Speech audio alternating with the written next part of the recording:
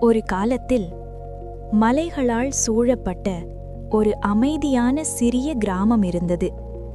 அந்த கிராமத்தில் ஒரு வயதான அறிவாளி வாழ்ந்து கொண்டிருந்தார்.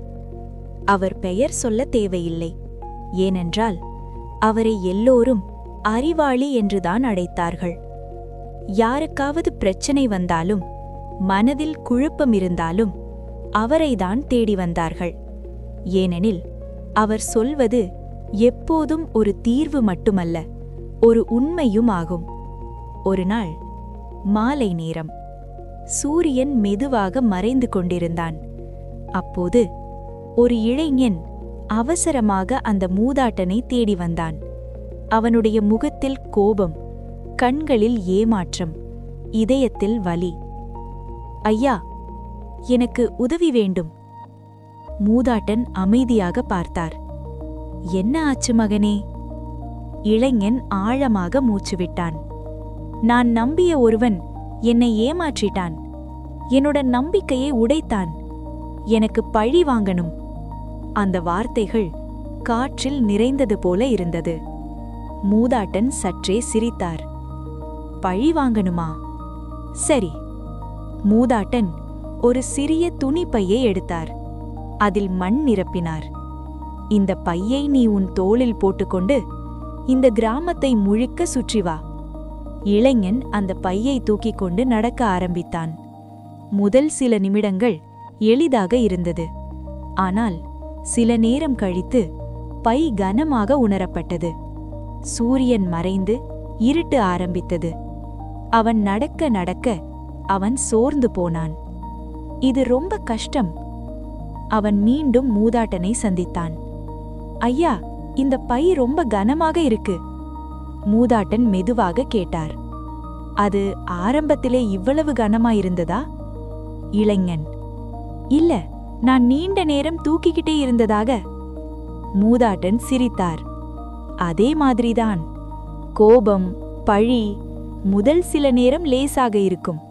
ஆனா நீ அதை பிடித்து வைத்துக்கொண்டே இருந்தால் அது நாளடைவில் மிகப்பெரிய சுமையாக மாறும். இளைஞன் அமைதியாக நின்றான். மூதாட்டன் அவனை ஒரு சிறிய குளம் அருகே அழைத்துச் சென்றார். இந்த தண்ணீரை பார். இளைஞன் பார்த்தான். அதில் அவன் முகம் தெளிவாக தெரிந்தது.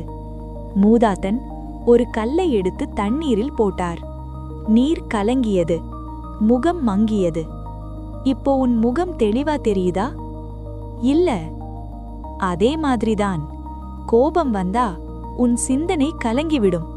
நீ சரியான முடிவுகளை எடுக்க முடியாது. சில நேரம் கழித்து நீர் தெளிந்தது. மீண்டும் அவன் முகம் தெளிவாக தெரிந்தது. மூதாட்டன் மெதுவாக சொன்னார், மனசு அமைதியாக இருந்தாதான் உண்மை தெளிவாக தெரியும். ஆனால் அவனுக்கு இன்னும் சந்தேகம். நான் மன்னிச்சிட்டா எல்லாரும் என்னை பலவீனமானவன்னு நினைப்பாங்க இல்லையா? மூதாட்டன் கண்களில் ஒரு ஆழ்ந்த அமைதி. பலவீனமா? இல்லை மகனே, பழி வாங்குவது மிகவும் எளிது. கோபத்தில் யாரையும் காயப்படுத்துவது எளிது. அவர் சற்று தாழ்ந்த குரலில் சொன்னார்.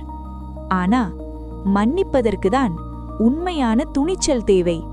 உன்னை காயப்படுத்திய ஒருவரை மன்னிக்க முடிந்தால் அது அவருக்காக இல்லை, அது உன் மன அமைதிக்காக. மன்னிப்பு உன்னை பலவீனமாக காட்டாது, அது உன்னை வலிமையானவனாக மாற்றும். அந்த வார்த்தைகள் இளைஞனின் மனதை மெதுவாக தொட்டது. அவன் நினைத்தான், அவன் கோபத்தை மண் பையைப் போல விட்டுவிட்டால் எப்படி இருக்கும்? அவன் கண்களை மூடினான். அவன் மனதில் இருந்த அந்த மனிதரை நினைத்தான். ஒரு ஆழ்ந்த மூச்சு விட்டான். மெதுவாக சொன்னான், நான் அவனை மன்னிக்கிறேன். அந்த நொடி அவனுடைய இதயம் லேசாக ஆனது. கோபம் குறைந்தது, அமைதி அதிகரித்தது. அவன் மூதாட்டனை பார்த்தான். நன்றி, இப்போதான் எனக்கு புரிகிறது. அவன் அந்த இடத்தை விட்டுச் சென்றான். இந்த முறை அவன் மனதில் பழி இல்லை, அமைதி மட்டும் இருந்தது. மன்னிப்பு என்பது உண்மையான வலிமையின் அடையாளம்.